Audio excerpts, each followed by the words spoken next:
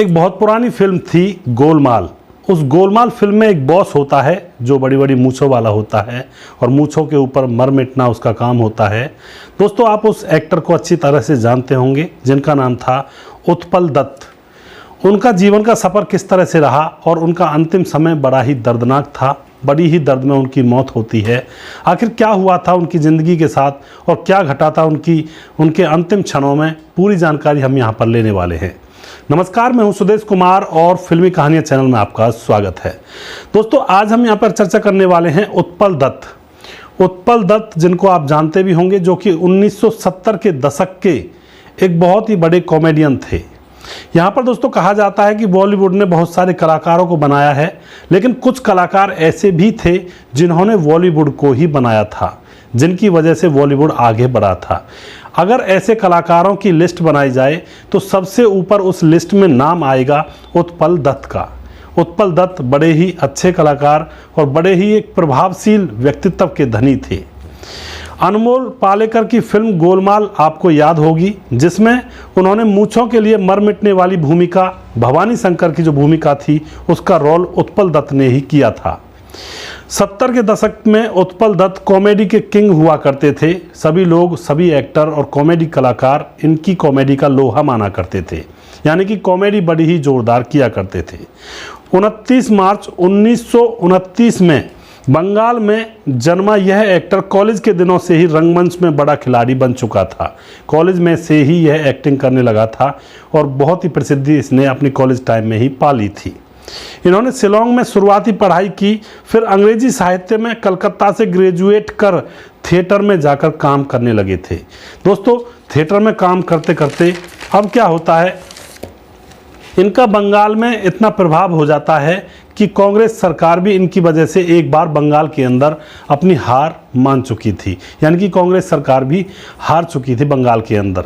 वो हुआ क्या था, 1946 में नौसैनिकों की बगावत पर, उनके नाटक पर गुस्सा कांग्रेस सरकार ने उनको जेल में डाल दिया था। और जैसे ही उत्पल दत्त को जेल में डाला गया तो जनता को यह बात रास नहीं आई। और फिर क्या होता है, इसी वजह से साल 1967 में बंगाल चुनाव में कांग्रेस को हार का सामना करना पड़ा था, इसी एक्शन की वजह से, क्योंकि जनता के अंदर रौब ही इतना था उत्पल दत्त जी का। दोस्तों, अब क्या होता है, उत्पल दत्त ने फिल्म अभिनेत्री शोभा सेन से शादी की थी और फिलहाल शोभा सेन जिंदा नहीं हैं, वो भगवान के पास जा चुकी हैं। उनकी बेटी विष्णुप्रिया दत्त JNU में प्रोफेसर हैं फिलहाल। उत्पल दत्त जिस भी फिल्म में बड़ी बड़ी आंखों को गोल गोल घुमाया करते थे और अपने हास्यपद डायलॉग बोला करते थे तो दर्शक हंस हंस कर लोटपोट हो जाया करते थे उनकी इस अदाकारी की वजह से। वैसे इनका फिल्मों में आने का कोई चांस नहीं था, फिल्मों से यह दूर ही रहा करते थे, लेकिन यह थिएटर के कलाकार बन चुके थे और थिएटर करने की वजह से इनके ऊपर आर्थिक संकट आ पड़ा था और आर्थिक संकट को मिटाने के लिए इनको फिल्मों में आना पड़ा। और फिल्मों में आने के बाद इनकी जो कहते हैं प्रसिद्धि इतनी ज़्यादा बढ़ गई थी कि अब इनकी दिन दूनी रात चौगनी तरक्की होने लगी थी।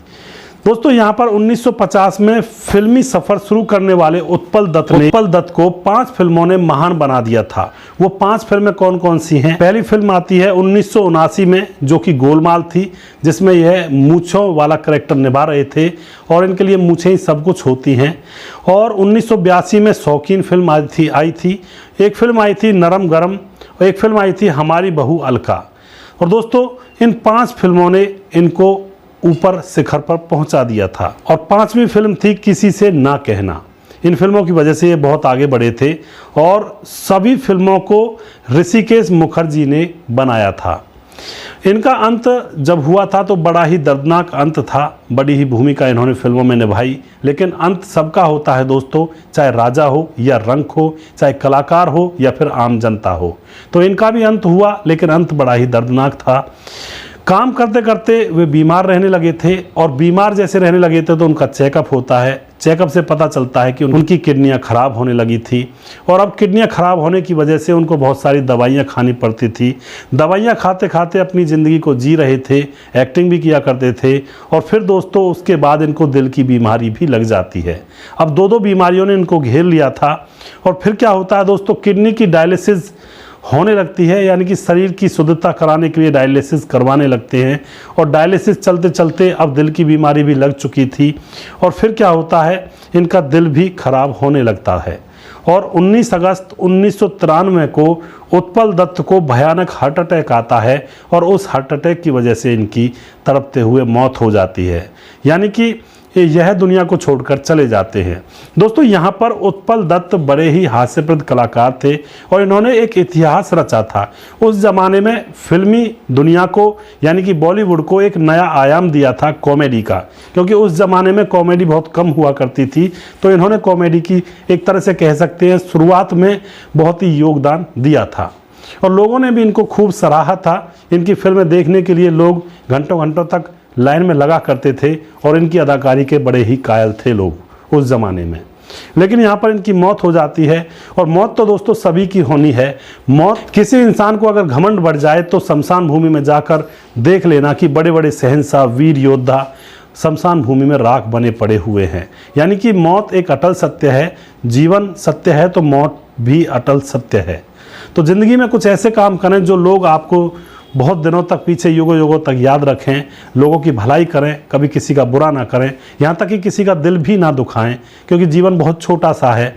हम सभी लोग जो एक हमारी पारिवारिक इकाई होती है, यानी कि परिवार के अंदर जो लोग होते हैं, हम न जाने कहाँ कहाँ से आए हैं और एक पेड़ की छाँव में बैठे हुए हैं। कुछ दिनों के लिए यहाँ पर एक तरह से सुस्ता रहे हैं और फिर से हम अपने अपने रास्तों पर चल देंगे। तो हम कुछ दिनों के लिए उस पेड़ की छाया में बैठे हैं, जिसको हम परिवार कहते हैं, एक जगह एकत्रित हुए हैं। ना ही किसी को ये पता है कि परिवार का कौन सा सदस्य कहाँ से आया है और कहाँ जा रहा है। बस कुछ दिनों के लिए इस पेड़ की छाँव, यानी कि परिवार रूपी इकाई में बैठे हुए हैं और फिर से सभी लोगों को अपनी अपनी जगह पर, अपनी अपनी मंजिल पर चलना होगा।